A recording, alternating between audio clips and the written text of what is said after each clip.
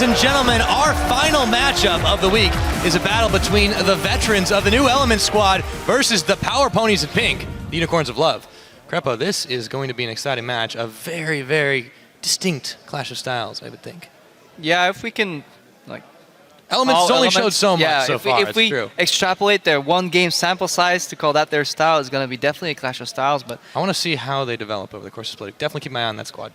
After 9 games in European LCS, if you're getting tired right now, Unicorns of Love, usually a nice way to finish the weekend. Lots of aggression. It's very relaxing. Yeah, very calm. Very calm, and you know what to expect. Everything, all the time. Yeah, no kills at all. No, none at all. We'll have to see if that is completely false or not. We're lining up Elements on the blue side. We're going to go ahead and take a look at their new roster. It is, of course, JWoww, Dexter, Froggen, Tabs, Promiscu, and, of course, the coach, Nif. Well, that last match we saw, they gave up early towers, but they farmed up, they turned on the gas, and they were able to convert it into a W. Yeah, you say it right there. They gave up early towers, but stylistically, if we assume that this is a style Elements likes playing, it might be good against the Unicorns of Love, because they're not notorious for taking too many towers. They want kills, but Elements was fine fighting. They just didn't really care too much about their towers. If UOL doesn't really do the same thing, they might fall into the same trap. Elements, yeah, they did look good yesterday. I think the game was called too much of a stomp against Gambit. I think it was really, really even up until the tipping point. Well, I'll have to see if it's a repeat or not for this game. We'll have to see. Well, on the other side of the rift, Unicorns are certainly not hoping for a repeat of yesterday's performance. They are going to be on that red side of the rift. It is, of course, Visit Chachi in the top lane, Kikis in the jungle, Power of Evil in the mid, Vardags and Hylissang rounding out that bot lane, and their coach, Sheepy. We've had success in the past now with these poke compositions, and the Kog'Maw, I feel like they relied on it a little bit too much. Did more damage than the rest of his team put together, Crepo. Yeah, so he had 52% of the damage distribution of his team. But I like poke-comps too, if you build around them. What I don't like is building one composition and then at the last second saying, hey guys, how about we make this a poke-comp? And that's exactly what Unicorns of Love did yesterday, and I felt that's where they dropped the ball. In addition to playing rather poorly in the early game, yes, Power Evil did a lot of damage. Yes, he played his Kog'Maw well, but you will never get to a 50% damage split team-wise unless everybody else is kind of dropping the ball. But props to Power Evil for staying into the game.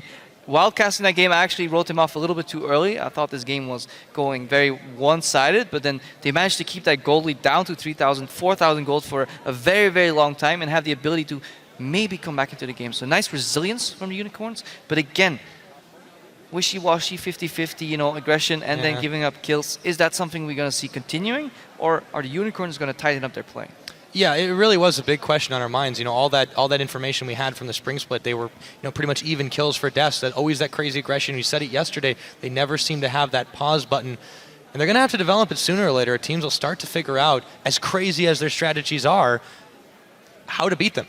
Yeah, exactly. If you play a singular style or very one-dimensional, even though they're unpredictable, they're predictable in their unpredictability. While that sounds like absolute nonsense, if you know that they're always going to go crazy, then you can rely on bringing it back to a safe, calculated macro game and maybe essentially just bait them out in situations where they take the losses. If you compare that to Fnatic in the spring split, they had aggression, but it always seems to work out. Either they trade kills advantageously, they trade more kills than they give up, they trade kills plus a tower for a kill. That's what I like to see the Unicorns evolve more to. But we have to remember, first time in the LCS last split and immediately finished second. I think you can be very, very happy with that. Yeah, I definitely think that that's something to be proud of. And of course, yesterday, it's hard to judge on just that performance. It was against Fnatic, the reigning champions in Europe, after their massive performance at MSI.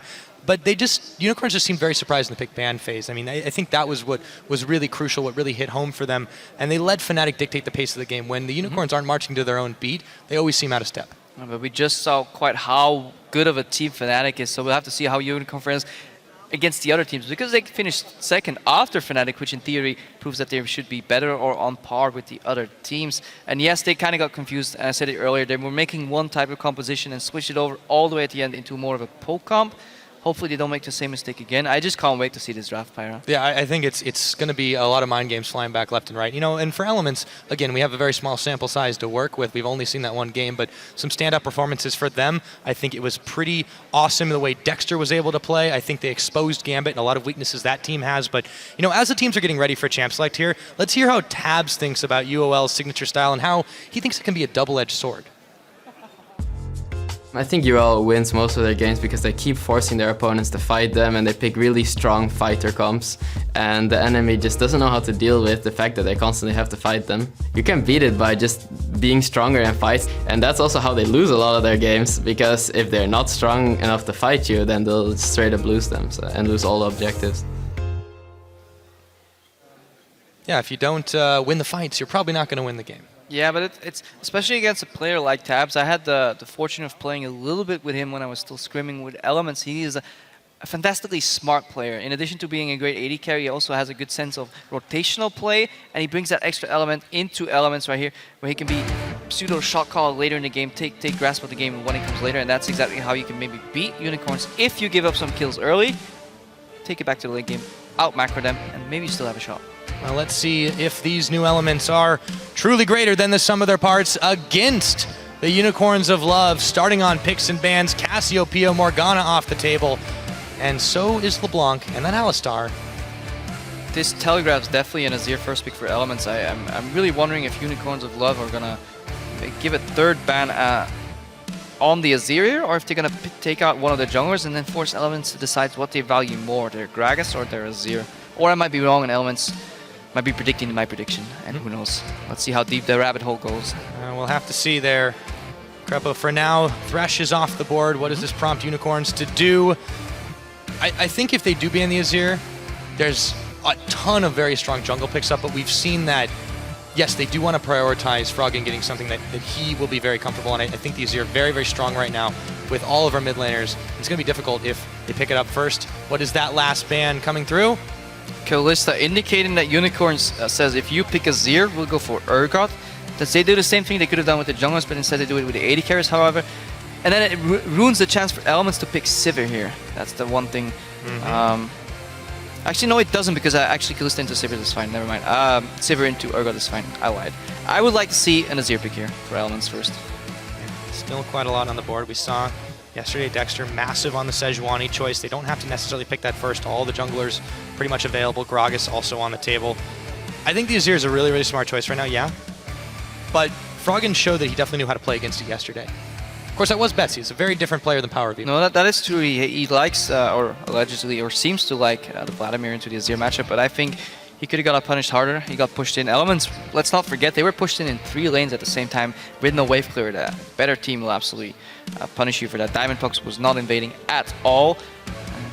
Early Sivir pickup, yes, because the counter Urgot pick is not going to do too much, because Sivir can just simply spell through that. If they would have banned Urgot, then the Kalista-Sivir relationship would have been a little different. But yeah, Unicorns might pick up the Azir themselves here, knowing that Elements is likely to go for the Vladimir in response, at least make the draft a little predictable on both sides. But I want to take it back a step and look at the bans from Elements and see that they targeted Thresh and Morgana. A lot of respect for Hylissang, while Unicorns of Love did not want to play against an Alistar from Promiscu. Stunning performance yesterday from Promiscu. Leaves the support pool pretty shallow. You know, what's going to come out next? Is Hylissang going to punish Promiscu? Say maybe he only plays 4 champions. We'll pick out the 4th and he'll have to go for a random support pick. Are we going to see a Bard again? In all honesty, it could happen right here. It absolutely could. But for right now, Unicorns, they take their time all the way down to the wire. They lock in Annie and Gragas. Doesn't reveal too much of their strategy right now, although there's some wombo combo potential already coming out of there. Let's see what happens as Elements looks to their next pickups. So Dexter acknowledging his roots a little bit. Yeah, if you don't know Dexter very well, he's a very avid Elise fan. He likes playing it, especially comboed with Thresh in the lane, you know, Lantern Elise in, get the Cocoon off. Highly, highly doubt that he's going to lock it in. I've been wrong before, but you have the likes of Sejuani open, you have Evelynn open still. The thing is, what I like about Sivir first pick is that it gives you so many opportunities and possibilities. You can pick Vladimir, rush in, wombo again. You can pick Evelynn, flank, slow him down, speed up your team. Sivir does not need peeling in fights because she has a high mobility. She has a lot of AoE. She doesn't even have to hit the right target. Her bouncing blades will get to that target anyways. Her boomerang blade will get to the targets anyways. And yeah, the 4th support pick coming in here for Promiscu on Nautilus. Can lock down Annie. Definitely like that pick. Double tankiness plus Sivir. I really like what Elements is building here. Let's see how they round it out later. Yep, I do like that combo up with the Rek'Sai. They've definitely got some serious mobility and lockdown available to them. Let's see what they go for on the other side. The Unicorns of Love might be expecting that Urgot pickup. And of course, Chachi, you know, he's known for some pretty interesting choices. Maokai would be one of the more vanilla of those. Yeah, and he does take it. You don't really want to give away Maokai at the same time either, because then you're playing against a really, really dirty composition from Elements. A lot of CC, a lot of hard engage coming out of every single champion with a hard-to-catch AD carry. So might not even be a favorable pick. Might just be a steal at the same time. You have to keep that in mind. Urgot locked in very short range. So Unicorns of Love, barring a nice pick from Power of Evil, will lack some siege potential. So they'll have to definitely see if they can fix that, because they're not really telegraphing a nice split push either. They're striding towards a mid-game 20-30 minute teamfight brawl type of thing. And they're playing, I guess, into or with Element style from yesterday. If that's a repeat, might see a lot of fights here, Pyra. Well, we might indeed, and Element's certainly looking for some wombo combo of their own. If they take that Orianna, it will be all on the back of Froggen with the shockwaves, but Not a fan. yeah, let's see what they do as the timer ticks down. I don't think it's going to be the Tryndamere. Instead, it's the Victor. I like the Victor more. Has a little more forward pressure, has a little more less scaling time needed. If you play Orianna, you sit too far back. Again, Kog'Maw mid, pretty predictable. We know Power of Evil was going to look for that pick, likely, since it plays well in the composition. This time, Unicorns of Love have planned ahead enough picks. This composition works well around Kog'Maw. As we said, no siege potential in those 4 picks, but a lot of fight potential, a lot of peel potential, and they can keep their one-man Kog'Maw army safe. And now it kind of rounds out the comp really nice for Unicorns of Love. Elements, pretty nice combination of champions as well. Rumble in the top lane, because in addition to having 2 tanks already, Rek'Sai and Nautilus, you can get some more damage and an extra engage tool in Rumble. You can slow people down with the equalizer, allowing the Sivir ulti to speed up and basically overwhelm the Unicorns. Exactly. They're just going to want to crash over them like a wave and, well, send them down to the deep. That way Nautilus can deal with them. But for now, Elements, they've got that composition locked in. For Unicorns of Love, well, we will see how the damage split happens this time around. Hopefully for Unicorns, not the same as it happened yesterday, as we see the coaches shaking hands, walking off the stage, looking at... Here we are again. Here we are again, yes. Final game of the 10th game of the European LCS. I'm excited. I like both drafts. I like both drafts. I want to see what lanes they turn out. I think lane swap not too likely to happen. I like that Sivir can spell shield a lot of the things that Urgot Annie can throw at Sivir. At the same time, she can get caught off guard by a stun. Yeah, definitely interesting. Very interesting possibilities. They are quite interesting. And this game is sure to be a slugfest. And why don't you guys keep on letting us know what you think. LOL Esports is the place to be. Hashtag EL win or UOL win. And we are on to the Rift for the final game of Week 1 of the European LCS Summer Split. Elements versus the Unicorns of Love. And I love that the crowd is still hyphy here at the 5th game of the day. They're ready for a bloodbath, Harry. I think these teams are ready for a bloodbath too. And these two hit each other. They will hit hard. Welcome to Summoner's Rift. You can see it. Starting off, we have the makings of line of scrimmage. Will it get any different? I think the crowd is chanting for Steve. Guys, he's gone. He's already played today. We'll see him next week. We'll see him next week yet again. So, standard line of scrimmage, as you just said. Let's see whether JWoww can start a forest fire on the top lane, or Fizishachi is strong enough to survive that. Tabs and Promiscu here. Yeah, they want the Warden. They want to have an eye on what's going on in this side. Yeah, Bardex though is still able to harass them a little bit, but he can't stop the ward from going down. So yeah, you see the ward placed on the left side by Promiscu allows them to group up on the other side, get 2 men in, and force the Unicorns back and get a deep ward. This gives some knowledge whether the Unicorns bot lane is actually in a bot lane, whether they're starting the Grump or not. Let's see how this plays out. So far, it looks like we are headed for those standard lanes. No shenanigans from either of these teams. Healy and Vardax head themselves down in through the brush. Very deep. Elements notices. General rule of thumb, when you play with a melee and a range support against double ranged, you want to do a camp so you can use the relic stacks to your advantage, hit the level 2 spike quicker. However, UOL not going for the camp, thinking they will get invaded upon. Elements knowing that UOL might not go for the camp, and instead Tabs is going to leash. This is a very bold move. Solo sending in the Nautilus in case they start the camp, and at the same time leashing. Really like it. Elements gets ahead level 1. Yeah. Freezing from Hillsang. They're afraid of a lane swap. Potential freeze here. Yeah, lack of knowledge playing in there for Element's favor. So Promiscu is going to show Tabs missed 1 creep. This happens. Yep. Really important for the level up timing. No longer levels up on 9 creeps. They want to push now. Experience deficit on the AD carry means you want a hard push, and because Urgot Annie doesn't have any push potential, just poke, They want to use the bouncing blades as quick as they can to get the lane in their favor. However, they have a melee range champion. Just gonna get tricky. Hylissang gets all in here. Yeah, melee range doesn't matter when you can get in the enemy's face. Hilly is burning away, and he has to burn his flash to get away. So this is what I love so much about bot lane. In reaction to Elements trying to get that push to hit the level 2 first, UOL tries to stop that by aggression, but Promiscu goes aggressive, hits level 2, and really doesn't like that range creep. Dredge lane in the face. No, that's not very happy with that one. Power of Evil goes and pops a ward down, waiting to get right back into it. Meanwhile, up in top, Chachi's taking a little bit of abuse from JWoww, but he is able to back off as the Singed Bark is slowly healing up. Full HP coming out of his jungle clear. Can take the crab and go for a gank. Kiki is a lot lower. Did not get a leash, that's the difference. Go back to level 1. Dexter got that leash. Now he's invading the enemy jungle on full HP while he knows that Gragas is going to suffer a little more. He's setting up for a gank in the middle lane, Pyra. Yes, he is. Waiting patiently, did avoid that ward. And yeah, that is a big difference in the way these two started this game. Also, keep an eye on Dexter, especially this game. He was massive on Sejuani yesterday, but I think they spotted him. Yeah, they pinged him out earlier. Yep. So He's gonna be able to counter juggle. the time advantage that he gained in doing that, we saw the Scuttle Crab go down on the other side roughly 10 to 15 seconds later, is now lost because, yeah, he was spotted on the side. He had an opportunity to potentially gank, but Power of Evil spotted him. This neutralizes the advantage from the leash. We're back to square one. Right now he is controlling the jungle, the topside jungle that is. He's already taken away the Raptor camp, looks to go for the Krugs as well. Now, meanwhile, Froggen pushing Power of Evil in on this mid side. Both mid laners level 4. It's a face full of Death Ray. And he will continue to try and farm under that tower. Froggen takes a little bit back though. Yeah, the farm on bottom, even though they had that little altercation, Hylissang lost his flash. Farm 24 CS to Urgot, 21 to Sivir, so not too much happening there. Not too much indeed. Looks like Kikis is going to realize he's been had. He's been bamboozled. Have to go down elsewhere for his farm. Yeah, small experience lead I imagine for Dexter at this point. Hasn't faced yet though. He's going for the greedy farm. Wants all that sweet money. And Chachi's wave is pushing back. If you notice, his creeps outnumbered those of JWoww's, so that means he's automatically pushing. And he can never stop that unless JWoww starts killing that wave.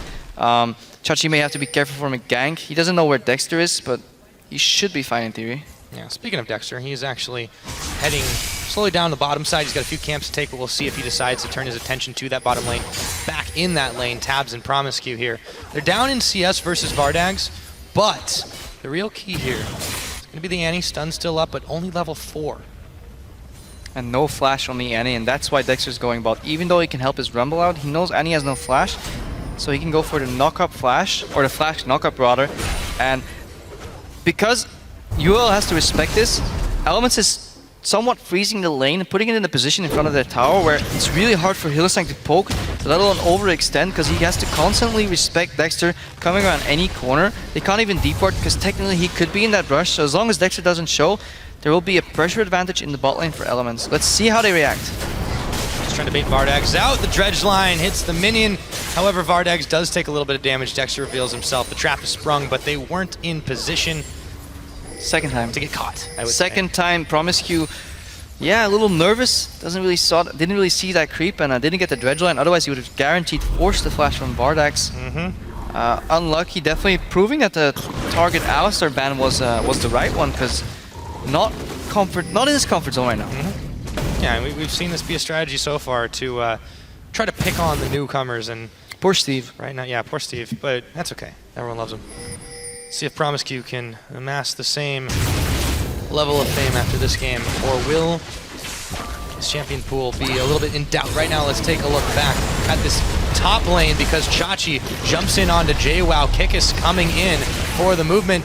JWoww's on the wrong side of the tower here, throws down the equalizer, but Kikis just jumps right through it. JWoww's gonna have to burn his flash to get away from that. What I really like about that flash is that he did the absolute latest moment possible. Froggen's getting aggressive, but Dexter's waiting in the wings. See his Power of Evil. Thought he only had one to deal with. Instead, he had 2. Burns both of his summoners to get away from that. Not sure the ghost was necessary. So here, flashing early is good because if Power of Evil gets knocked up, he will have to flash out afterwards anyways. On the top lane, however, using the flash on the Rumble very late doesn't allow Kikis to react to this flash to carry the body slam over. Very smart and little bit ballsy play by JWoww, but he flashes at the exact right frame where he has to, and really, really impressive. Yeah, he's missed out on a little bit of farm here, though. After that, he was forced back. So Chachi will be able to back and pick up his Catalyst, the Protector. Dexter, meanwhile, on the bottom Riverside, going and grabbing himself. Promiscu really does not like those minions. No. Third Dredge line. The momentum in CS, though, has shifted in Tab's favor. He's 67 to 56 of the Urgot on Vardags, and now Dexter's hanging around on the bottom side. He's got to be careful on this dive, though. Hilly is getting close to that level 6 mark. We'll have the Tibbers. He's got his stun up and available. So Tabs is happy farming to this point because now he gets a BF sword and a little more gold to invest in maybe a ward. I'm not sure if he has enough for boots. At the same time, he delayed the tier long enough for the Urgot. He snuck a base right here. This is what Tab's like doing. His playstyle is alright. Sometimes he will hide in that brush, and he does that enough against you that you will assume that he's there, and then suddenly he's gone. So he's a really master of mind gaming in terms of bases, and it's relatively safe on his side. He disappeared, was hoping Unicorns of Love reacted too slowly, and could show up in lane with a BF sword, and then absolutely wreak havoc. But yeah. Vardags, he's got to be able to back and get some items at this point because he's only sitting on that longsword right now. Meanwhile, though, this may open up a potential dragon for Elements, but Dexter just moves right by it. Yeah, but they're setting up the vision right now. They're waiting for Tabs to push him bottom again. UOL go for the cross map, and they go on JWoww. Yeah, they do. Kickus, they may be able to secure this one. Equalizer's thrown down. JWoww is in a lot of trouble, but Kickus is taking some damage too. JWoww's giving him a run for their money, but I don't think he's going to be running for much longer. He will go down. That's first blood to Chachi, but quick to react. Elements are on the dragon. Nice gang by the Unicorns. I feel JWoww could have been a little more careful when you know it's a double. It's like a three-step process rather. You push in the bot lane, you're gonna base. In reaction, their bot lane will base. You have the momentum, you have the tempo. This means you will pick up a quasi-free dragon. That means your top laner has to chill. He has to play back on the top side, not overextend, because a good team will recognize that that's going on. They will concede that dragon and go to get you on the other side of the map, and JWoww drops dead. But still, I like the dragon pickup for Elements. Yeah, it's a little hard to chill when you got your flame on, but JWoww that time. That is indeed true. He will make it back to base, that's okay. And I think he'll still be nice and relevant for this mid-game setup. Unicorns of Love, they did give up that dragon now, so at just shy of 10 minutes, slight lead of gold over to Unicorns thanks to that first blood, but they are lacking the dragon. And the wave pushing back, good wave managed by Tabs. This is where he's really good at as an AD carry. He's not missing much CS. While he still picked up that dragon, he had the favorable base timing, got the objective, the wave bounced back into his control. He's farming yet again, comfortably. Doesn't need that much attention right now. Sivir is a utility-based AD carry. Kik is coming in for the gank. I wonder if Elements spotted that pink ward, because that usually telegraphs that the gank is coming. Let's see how this plays out. Well, they're certainly playing far back here. Tab should have no trouble clearing this wave under tower. Sends out some bouncing blades to make it so, and Kikis just shows face. They're going to utilize this number advantage to just get some pressure on the tower. Promiscu, this time it was close. No minions to block his path. Froggen picks up blue buff. That means they should know where Dexter is right now. So there's a lot of hidden information in League of Legends. When those mid laners around this time of the game rather move to the left side or the right side to pick up their blue buff, they come back without losing any HP. You can bet your money on it that they just got help from the jungle. So they should know where these junglers are at this point in the game based on the mid laners' movements. Because of that, tell what they are planning to do next. Crab Vision going to be cleared by the Unicorns here, but it will be a while before that dragon becomes tenable for them. Meanwhile, all the towers still standing this game, extended lane phase. This is typically how Elements in the past is like to play with this new lineup. So far, the trend holds. Yeah, Vardak's not afraid to start poking 1v2 because he knows there's a pink ward behind him. Elements has no idea where Hylissang is, so they'll assume the worst. They'll assume that he's in the lane. He could disappear at any given time and maybe get Froggen down in the mid lane. This would be surprisingly stealthy for a fat man. Kikis did in fact base. He's going up towards the middle, but meanwhile Tabs and Promiscu are playing incredibly safe on this one. Farm's been very, very even between these two AD carries. They have to. It's bounced a little bit, but yeah, nothing seriously significant. And I feel like fairly even amounts of time has been invested in this bot lane by the jungle, but it's been a while since Dexter showed there. And now he's down again, but he's starting to back. Yeah, Elements showing a pretty distinctive style here. Bot lane focused in their ganks, even though they have the utility AD carry in Sivir. JWoww is playing on an island, reminiscent of what the critique was that Wicked got a lot in Elements, that he was playing alone and his team wasn't really helping him too much. They seem to play slow, not give away any kills, and they really want to spike in that mid to late game. 30 CS lead, as you pointed out here, for Vizicachi in the top lane. JWoww got 2 ganks on him, had to burn his teleport. Arguably could have survived the second gank if he played back a little more. Let's see if teams start exploiting that more in the future. Yeah, I'm wondering how that differential between the two top laners is going to affect these teams trying to go for a fight, but right now they're more interested in trying to get catches. Kikis, though, a little too quick on the draw for them. He dashes himself out of danger. So we had that fancy 0 to 15 minute stat where we were constantly saying how bloodbathy the Unicorns of left were. There's 2 minutes left to get about 5 or 6, 7 kills to average that stat. So Unicorns turn on the fire.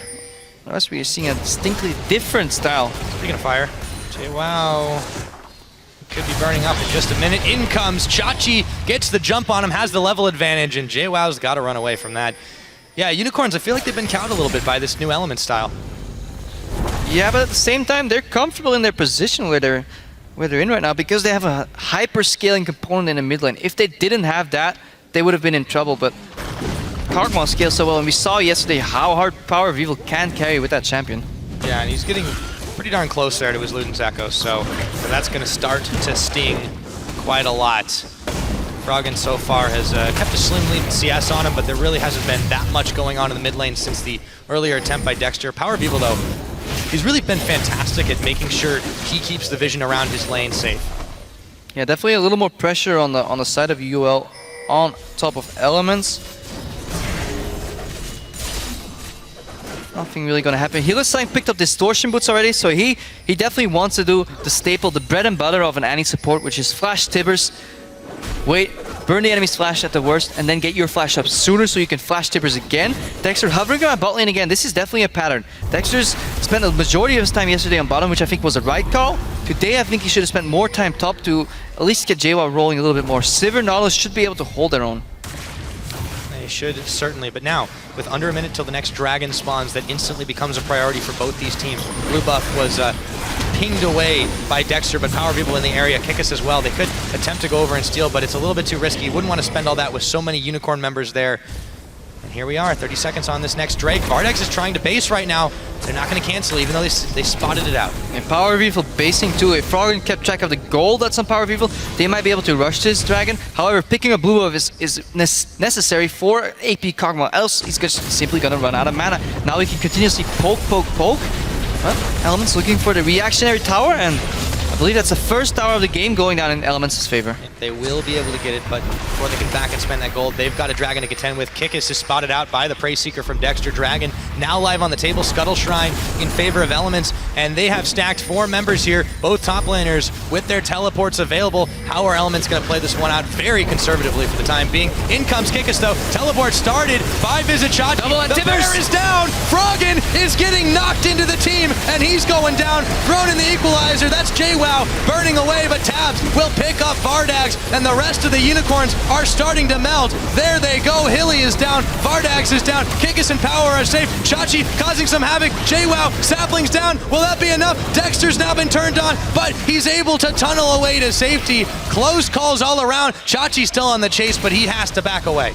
Absolutely massive engage there by Healerstein, followed up by Kikis, knocks Froggen into his team. Luckily for Elements, Froggen got his damage off, and that made that fight closer than it could have been. This could have been an absolutely wash for the Unicorns. Relatively even. Everybody is so low that they can't even do better. Let's watch this again. 2-man Tibbers, followed by the knockup. Froggen doesn't know what's hitting him. Left, right, and center. Gets knocked in, flashes in place, but this is really vital. Vargas goes real low, does no more damage. Let's keep an eye on where Power of Evil is. He joins the fight right now. Keeps poking. He's relatively low, so he had a bout with Dexter earlier. And look at the range, what he can already do on this Kog'Maw. And Vizicachi, no attention was placed on him by Dexter. He's so tanky that he can be the front line. Together with Kikis, this 2-man tank squad can zone control for Power of Evil. Right, and then that Kog'Maw rage meant that he was pretty much allowed to just pew from up on the ledge, and now Unicorns, they have the better positioning. They will be able to secure their first dragon of the game, and they do smite it down by Kikis. And now JWoww pushing in on the top side. He's going to be helped by Dexter too, and he's got a wave coming up at his back. It looks like we might be in for a tower trade, Crepo. Yeah, we are. And Healerstein, such a good Tibbers. Did exactly what he needed to do. Held it on long enough. made it so that he set up Kikis perfectly, and this is the guy that's playing with 3 of his supports banned out. He banned out his own Alistar, Elements banned out Thresh, banned out Morgana, and he still finds an opening in the Annie and plays it marvelously, even though he had to use his flash early. Only died once, just in that fight. We're gonna have some tower races right here. 4 members now of Unicorns down on the bottom side. A tiny minion wave is all that is going to be helping Elements to put some tower Power has the wave clear there. Yeah, the wave clear. Power of Evil with that Luden's Echo is just a little bit too strong now, so Elements will not be able to do this. But let's take a look down on the bottom side as Unicorns of Love are going to get stopped short by JWoww, but still... JWoww uses Equalizer in his best Power of Evil impression. Power's backed away. Yeah, he had to. He had to. Gonna push this. He was scared of getting flanked on the tier 2 tower. That's why he respected Elements enough to be a good enough team that they could dive him 4v1, even tower trade, 500 gold apart, 400 gold apart rather, but only 5 kills in this match. What was supposed to be a bloodbath. What happened, Europe?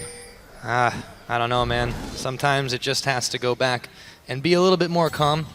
But the towers have been falling very quickly in succession. It's been 2 for 2 so far. Unicorns looking to make it a nice and round 3 in this mid lane. See if they can do it. Kik is pushing JWoww back. Tabs is there. The sapling's down. We heard the Rek'Sai scream, but Unicorns of Love are paying it no mind as they start to chunk away on the tower. Hilly, he's got the Tibbers, but he does not have flash, so they have to respect the potential engage. But watch the flash timer on Hylissang. It's almost ready. Then take your eyes and look at Elements. Flashes down on JWoww, Dexter, Froggen, Tabs, and promise you, nobody has flashes on their side. This is the 1 minute 30 seconds window where distortion boosts are absolutely crazy efficient, and this is where UOL really wants to drive that advantage home. Or just go home. Well, drive it home, go home.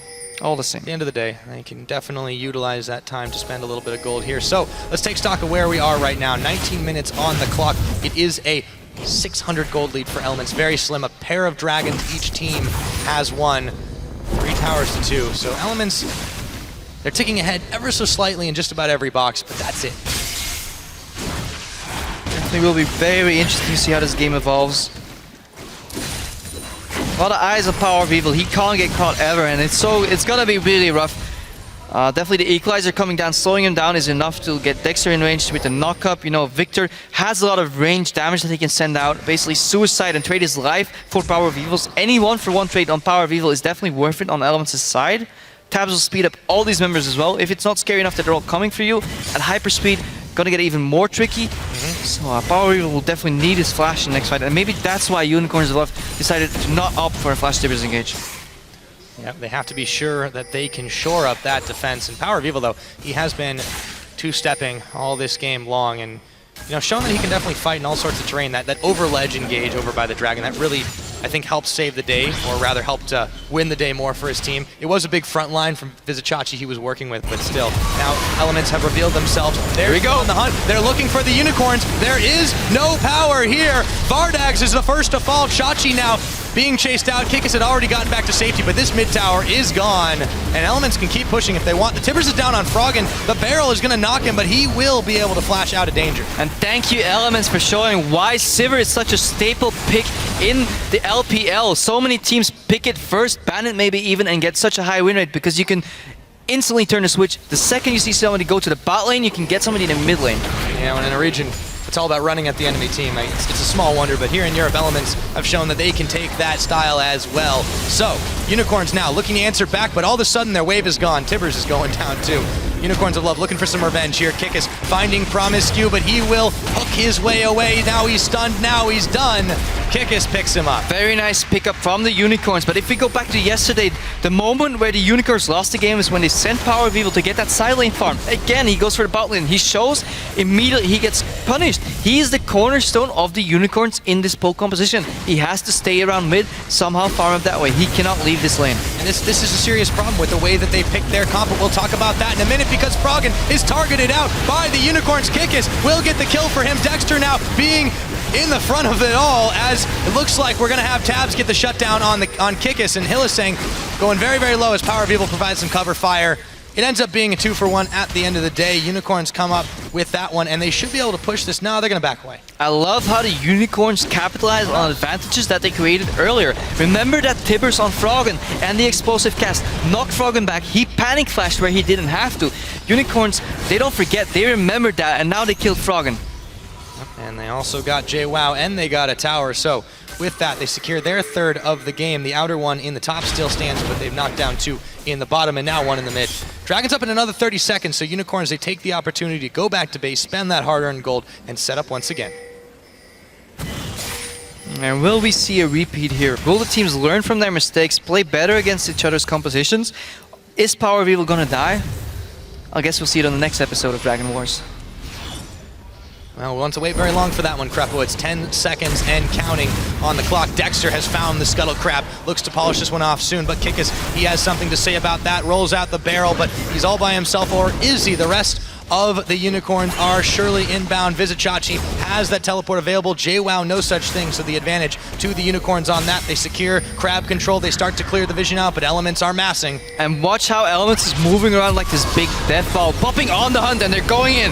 Looking for Kikis, but they're slowed down by the barrel from Kikis, and all of a sudden, Chachi comes in. He's found in the gravity field. Twisted advance onto Promiscue, but in comes a big equalizer from JWoww. Chachi burning down. He melts the bark off the tree, and so far, it's a 1-for-1, but Dexter's caught out. Hyperkinetic position killed. A double kill for Power of Evil. Unicorns are now hungry to run down some Elements even further. Froggen has got a bailout. The Living Artillery flashing forward. Power of Evil, he's gonna hunt him down, and he finds another. 3-for-1. And Power of Evil was virtually untouched that fight, and that's really vital. I don't like Elements popping the on the hunt unless they have their eyes on the Unicorn's main carry, Kog'Maw. Power of Evil, they need to get him. They need to close the gap and kill him immediately. If you start the fight, these members are too tanky. Gragas is too tanky. Maokai is too tanky. If you don't get Power of Evil down immediately, look at it. He still had Flash. He opted to use Flash aggressively to settle a score with Froggen, and he took him down, and he's snowballing out of control right now. Absolutely. 3 kills to him, 0 deaths, 5 assists. You can't ask much more from your AP, Kog'Maw, and Power of Evil has just really turned on the heat here. Elements now looking towards the Baron area, secure some vision up, make sure the Unicorns can't make that play, but they are now down some gold. They're down a Dragon, 24.5 minutes on the clock. What will they do next?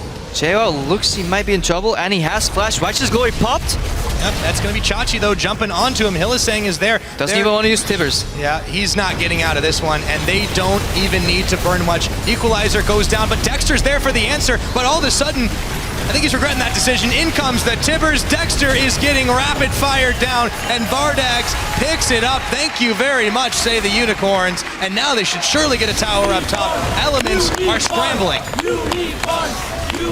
And we keep talking about Power of Evil, but you have to make sure that this is a team effort, and everybody knows their job in the Unicorns lineup right here. We have the peel from Kikis, the knockbacks from Kikis. We have Vardags doing exactly what he needs to be, disturbing the enemy force, swapping where necessary, and Hylissang, his stuns have absolutely been so solid for the Unicorns. Absolutely, and team effort is definitely the way to describe it. You look at the scoreboards for the rest of the Unicorns, 2-1-8 for Chachi.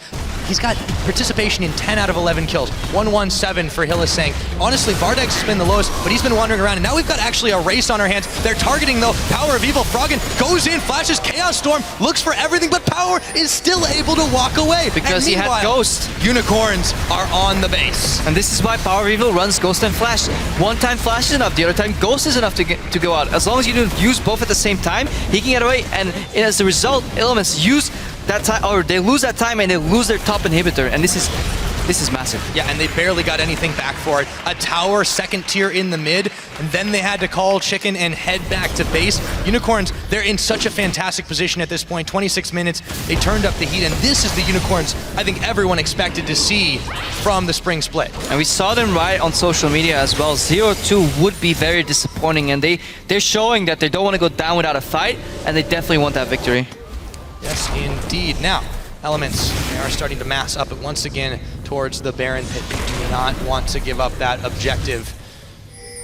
But what can they do? The longer this game goes on, that Kog'Maw continues to become a massive problem, and Unicorns of Love just keep extending this lead. Yeah, you said it right there. It's Operation Kill Kog'Maw or bust. That's what they need to do. If they don't get Power of Evil down quickly enough, they'll just lose the game straight up.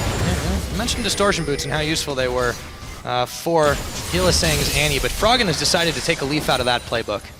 I definitely need that.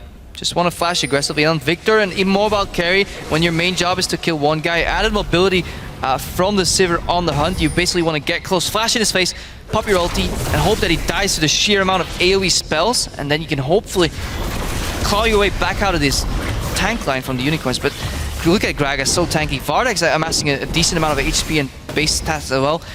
Nobody will die except Power of Evil. You can see this brazen confidence that the Unicorns have. They don't even have Power of Evil with them, but they're still poking and harassing Elements, confident that there will be no counter engage. Kickus, his forward positioning is just crazy right here, and he knows he's spotted.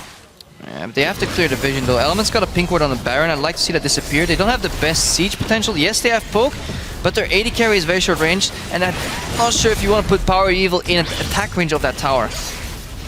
Let's see if these pokes connect. 5 members of Elements that are designed to run at the Kog'Maw versus that beefy front line and the counter engage, the Annie, the twisted advance from the Maokai, the explosive cast from the Gragas, and now it is Unicorns that are running at Elements just to scare them away. They say boo, Elements say goodbye, and there goes the tower in the mid.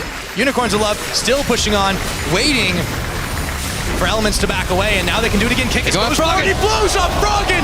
What was that? Promiscue now trying to get away as Kickus occupies the attention of Elements, and in they go. JWoww's going down. Dexter having to flash. That's a double kill for Vardags, and it looks like the Unicorns want to end this right here, right now. Vizichachi spending that teleport. They know this game is all in the bag, Crapo. I could have never been more wrong. Just as I'm saying, I don't like them taking his tower. They take down a tower, they take down Froggen, take down the inhibitor, 2 Nexus towers in the span of maybe 1 minute and 10 seconds. Dominating performance from the Unicorns and very deserved victory. Kaboom goes Boom, the boom, Nexus. And Elements are 1-1 in this split, and so are the Unicorns. Excellent play from them to drive. And this is what we said, right? Unpredictable, 50-50, and Week 1 proves it. Very meek performance yesterday from the Unicorns, but fantastic play today. We said all in the spring they were consistently inconsistent. And hey, here we are again. Yeah, but that's an easy excuse to say. Whenever they win or lose. Yeah, they're inconsistent, you know. Who can predict that? Come up with some new words, Crapo. Yeah, let's look at Elements though. They're looking to create a distinctive pattern and style. JWoww on the island in the top lane. Even though Tabs was on this utility AD carry in the bot lane, Dexter still spent a lot of time there. I'm not sure if I like that. Yeah, I think again, you know, we asked the question of what is their identity at the beginning of this split. We asked, you know, what we thought the style would be, how they would play around Froggen, or how would they do it, try to do something different. I think they're definitely still trying to find that out themselves. And it's not been bad at all. They played a very good game, they played a very safe game, and they took advantages where they could. But Unicorns were just able to outplay them and roll the lead forward consistently. This time Power of Evil was not just an asset, not just a crucial part of the team, but the rest of the team had rallied around him and they made it happen. Yeah, definitely worked well for the Unicorns playing with Power of Evil. And that plays into the way On the Hunt was used. When Power of Evil went for that side lane farm, going back into the game, yes, you can punish the other members, but when you don't know where Power of Evil is, you have to hold that On the Hunt, wait for him to show his face, and then aggressively go on him so he can't poke you down or join the fight midway, because the Unicorns members were so tanky that they could buy enough time for Power of Evil to flank, throw down the artillery, and basically win the fight. You have to get on top of him immediately, because if you don't do it immediately, it'll be too late. Exactly. Just about it now. That's all for us, so we're going to go ahead and send it over to Quickshot on stage. He's standing by with the Unicorns of Love's Power of Evil. Thank you very much, guys, and what a way to end the week. First of all, congratulations on the win, bouncing back with that Kog'Maw from yesterday to today. Talk to me about the matchup. What went well? What allowed you to win the game and close it out so convincingly? Well, so if you survive the laning phase as Kog'Maw against Victor, you just outrange them with every ultimate, with every more skill point in the ultimate, you just get more range on the ultimate, which means at some point you have just so much range that Victor has no way of engaging on you, and you need 2-3 ultimates for him to go base. So it's really favorable for Kog'Maw after 11. And yeah, after that we let me the level 16 on bot lane, we let me like all the farm on bot, and I hit it, and I'm just calling, just wait, let me poke, and we can just win the game by just poking it out. Well, congratulations, it definitely worked today. It didn't work yesterday. So what went wrong against Fnatic in your mind and in your opinion that, you know, ended up costing you the match? Well, so yesterday it was like an assassin matchup, so it's even harder to play Kog'Maw. You just need to survive the laning phase again. It's kind of the same matchup as against Victor, just the kill potential in the laning phase is just way higher. And we didn't really get rolling. I didn't get my 1-2 items fast enough. And Kog'Maw is really strong in the late game, but we didn't have enough damage on our other champions, and they just got too tanky. The tanks were just unkillable at some point. All right, well, 1-1 on the week. Dare I say typical Unicorns of Love, if we think about the spring split. You guys never really found your groove in the regular season, but seem to do well in best of fives. Talk to me about the break between spring and summer and how you're planning to maybe work on some of those weaknesses. Well, so I think we improved our early game. We are not falling that far behind anymore, and we are playing way better with our scaling mid laners. So if you fall too far behind with scaling mid laners, you have a huge problem in the mid game. But I think most of the times, in scrims at least, we don't really fall into that hole anymore. Well, we'll have to see. It is only week 1. I'm being a little bit, damning, so I give you the benefit of the doubt. You talked about scaling mid laners. What about the scaling LCS? A lot of people say summer, the teams are stronger, the players are stronger. What's your opinion on the 9 other teams that you're competing against for the next couple of weeks? Well, so we came into the game that Elements is as strong as Fnatic. I think in the current LCS, they're like all the strong teams. So I think it's going to be exciting who is going to be on the top. And our goal is to be at least in the top 6 for the playoffs again. Team that places second pushes Fnatic 3-2. Fnatic, a team that pushed SKT 3-2. Hearing you say top 6, are you not aiming a little higher? You're not pushing for worlds, for finals? What about some confidence there? Well, so I'm really confident that we will hit top 6, but I will let myself surprise the next week. And if we go 5-0, I will talk that. But for now, I will just stay calm and we will see what happens. I'm going to hold you to that and everybody watching at home. Next time he gets a 5-0, either scoreline or match line, we'll see if we can hear some more confidence. PoE, congratulations. Well done on the victory. I'm looking forward to seeing you more in the coming weeks. To wrap up week number 1 of the summer split, we're going to throw it over to the analyst desk. Thank you so much, Trevor. I like that from PoE. Don't get baited by Trevor. Like, hold on. Wise beyond his years, that guy. And also, great play by the Unicorns of Love. I was going on a rant there. Once again in this one. Again with the Kog'Maw, so choosing a kind of a different approach than something we've seen from them in the past, being always going super hard from the start, although we did see that Kog'Maw in the spring split as well, 2 times in a row. So what were the factors that made it work this time? The factors that made it work this time, as Mitch talked about, they had a lot of engaged potential. Paravival kind of was able to sit back a fair amount throughout the entire game. And honestly, Unicorns of Love have been a little bit surprising to me in the fact that they've played standard within their boundaries, if that makes sense. They've not gone, hey, here's something crazy. They've gone, we did this all last split. Let's just default back to our sieging mid laners. And that's an adaptation that I quite like, but I'm looking forward to seeing what they got in their playbook. Yeah, I think they could have definitely been punished a lot more by Elements, but at the same time, you have to commend them to learning a lot. Yesterday, they picked this Kog'Maw very late into a comp where it didn't make sense. This time, instead, they built the comp around the Kog'Maw, and they showed that it can work in any given situation. Paravival was very, very nimble, very swift, was very, very hard to catch, jumped over the wall and used his range advantage. Definitely to the Unicorns' favor, and a very impressive performance. Yeah, absolutely. We have a stat line here. In the spring split, the Unicorns of Love averaged 6.6 kills or deaths, so that means killing their opponent or getting killed in a fight, so actually in action or in combat in the first 15 minutes of the game. Now in their first 2 games, only 2.5 kills or deaths in the first 15 minutes. Okay, you're dealing with a scaling Kog'Maw, but I want to see if that's a trend that maybe continues for them, because I'm actually quite surprised that they hold on to that being quiet in the early game, and are they not being too quiet? See, they're playing with a scaling composition and then it's fine. They did it right. I want to see them play against a team that wants to bait them back to their old roots. What if a team starts saying, hey, Unicorns, I know you like playing aggressive. Well, we play aggressive today. We're going to try and kill you over and over and over. And eventually, the Unicorns forget what their plan was, and their instinct tells them, that guy, kill him, kill him, Well, kill him. their kill him. brains and their unicorns, though. Exactly. So, is it? I don't know. don't know. I don't know the anatomy of unicorns all that well. But yeah, I want to see if when they get challenged in that notion, because they played against Elements, and we saw Elements develop a style very laid back, no aggression, looking for that one spike, that one group up, pop up the hunt. Yesterday it was waiting until they hit the mid to late game where they had the absolute Exodia style destruction team comp. Elements played slow. Yesterday Unicorns lost. Now they won. They played slow. Who's gonna bait the Unicorns? for us. Who is going to beat the Unicorns? I want to see so many matchups. I still want to see them versus Origin. I still want to see them, versus Wolves when Wolves are playing like they did yesterday. I think there's a lot of potential there. To be honest, there's so many interesting matchups in Europe right now that I'm looking forward to seeing. Yep, business as usual. It's wide open over here. Giants might actually beat Unicorns. Yeah, Very true. We will see. Well, it's only week 1 here. It's over and done in Europe. So let's take a look at the standings. At the top of the table, Fnatic and Origin sitting in the #1 spot. Perfect start for them to the summer split. And then in the bottom half of the table, well, everyone else at 1-1 is Roccat, Unicorns of Love, H2K, Giants and Elements, and Gambit and SK at the bottom, 0-2. I think the best thing about this is we're only a week in, but you can officially say the European LCS is back. Everybody beats everybody, and at the end, Fnatic are at the top of the table. This time, however, they're split over 2 teams. Fnatic and Origin both looking strong. That's going to make your point easier, right? If Origin wins, like, yeah, Fnatic. Hey, boom. Fnatic soon it'll be everybody. But looking at the bottom of the standings, I want to take a look at it. Gambit and SK both 0-2. But it's not as bad as it looks on paper.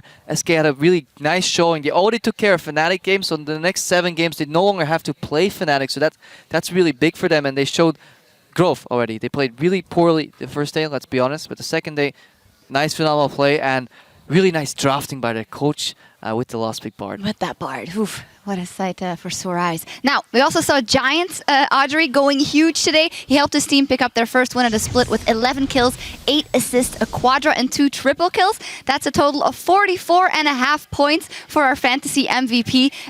Well, just very impressive by him with the hair going all in.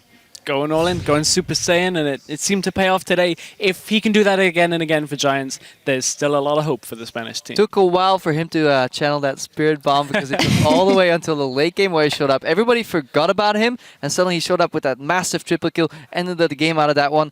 And yeah, solid play. Definitely a bit reborn with Gottfried in his lane. Didn't really work out with Rydell that well.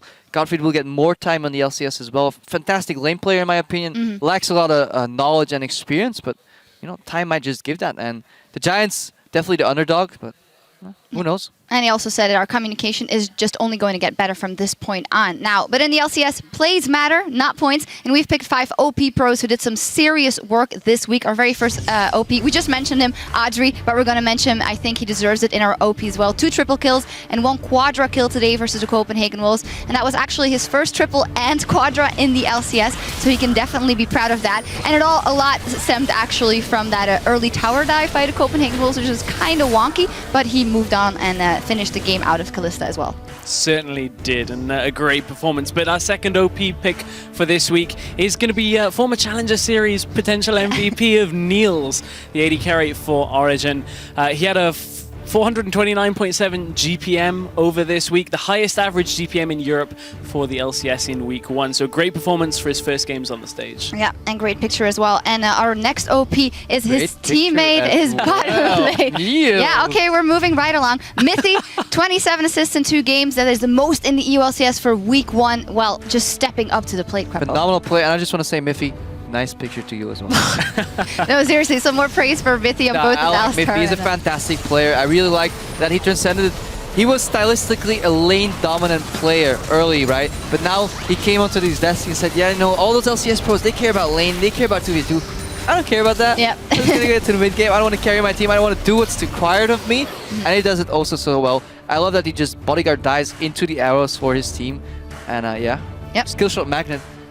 Super nice from him. And then our next OP is Rain Over from Fnatic. 84.6 kill participation over 2 games. It's a hard choice, of course. Huni yesterday had a great game, but this day and over 2 days, we must give it to Rain Over for his kill participation and his play on rec side today here versus SK as well. Yeah, he actually had a 45 point... Oh, no. That's a little bit later, but Rain Over just played so well for today's games and yesterday. We were discussing exactly how well he did. Rain Over did a great job in week 1. Yeah, absolutely. And our last OP from just last game is Power of Evil, 45.6% team damage over 2 games. Absolute monster. He absolutely knows his limits when it comes to that Kog'Maw in every aspect of the game. Yeah, played a really decent Kog'Maw, both in a losing and a winning matchup, and that truly marks a great player. Had the support system this time from his team, and it was a really fun game to watch to see what he could do there. And you could see that Elements was not prepared for the one-man army That was the Power Wheel Kog'Maw. Yeah, fantastic, hitting those ultimates. But of those 5, one guy stood above the rest, going huge in his first week on the pro stage, helping his team start the split with a perfect 2-0, 14 kills, 14 assists over 2 games. Our first MVP of the summer 2015 is Origen's AD carry, Niels.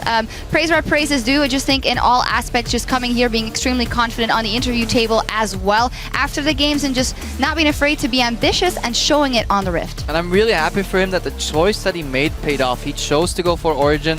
He was rumored to be in line for the Fnatic lineup. Maybe could have thought, hey, I missed a chance here. But no, Origin comes in 2-0. Phenomenal performance. Lanes really well with Miffy. Nice pair to see both in lane, outer lane. And I just want to see more. Where does this guy go? Because he just only started and immediately picks up an MVP. And not many players can say that. And I hope that's a big incentive to any of the Challenger Series players playing in the qualifiers, in the play-ins right now. You know, if you join the EU LCS, make your way into LCS, who knows, you could be in the MVP slot for week 1 for next split. Do you cast that or something? Or? Little bit. I got a bit of an interest. I just like to see the players No, coming up and absolutely. doing We well. all do. Fantastic scene there as well. Well, the European League Championship Series continues next week with Elements versus Giants. Then we have H2K versus Gambit, and SK will take on XPK and Origen, as well as UOL versus Copenhagen Wolves. H2K Gambit, a lot of action there. Well, Crepo, you just had your very first week. You've done a lot. The ULCS will make a man out of you if you weren't one already. How's it been? If I wasn't one already, all right. It's been fantastic. I really enjoyed casting Trial by Fire, Trial by Combat, 10 games in a row. I still have a lot of work on. I read all the feedback online, so thank you for that, guys. Bear with me. Eventually, I'll get there, but I'm surrounded by a whole heap of talented people. All right. And shocks. Yeah, there we go. And that was only week 1. Week 2 of the European LCS starts next Thursday right here. That is at 6 p.m. Central European Summer Time, 9 a.m. Pacific. Well, there's more day 1 action coming your way, but that is tomorrow as the North American LCS starts their summer split with a clash of the Titans between Cloud9 and Team Solo Mid. Team Dragon Knights will take on Liquid, and Counter Logic Gaming will face Team Dignitas. Well, we'll certainly be watching all of those as well, and it all starts on Saturday at 9 p.m. Central European Time, noon Pacific. That's it. That's all we have from Berlin this week. On behalf of myself, Stress Crepo, the entire broadcast team, thank you for tuning in, and we'll see you back here next week. First game, H2K versus Origin. It's going to be a big test for both these squads, I think. They founded the Monsoon. Will keep Lilix alive. Just barely, but Niels finds one. Can he do another? Condemn against the wall. So a double kill. Origin have thundered to a 2-0 start in the LCS Summer Split. Soren has knocked everybody back to the Wolves, but there's just too much damage from Pepinero. He's Freeze is firing alive. through them. Freeze, untouched with the triple. Nice. Okay, I'm here now. I'm here. You win there. Freeze. Nice. Audrey is going to win the game for Giants. I'm nervous, Newduck. Really? Yes, Oh my god, why? because we play against God Given. Oh my god, we have a problem, guys. Yes. Oh my god, it's so bad. However, Jankos is coming. Jankos and Vander, we could see the lead. Jankos the steal! He gets the steal off. Telegraph just too soon. They finish off Gambit Gaming. Go 1-1. That is a Triple massive. ultimate. The tempered fate catches everyone. SK have grouped up. We see Enrated knocking them up with the Fate's Call, but Reckless is in a fairly safe position. Nice.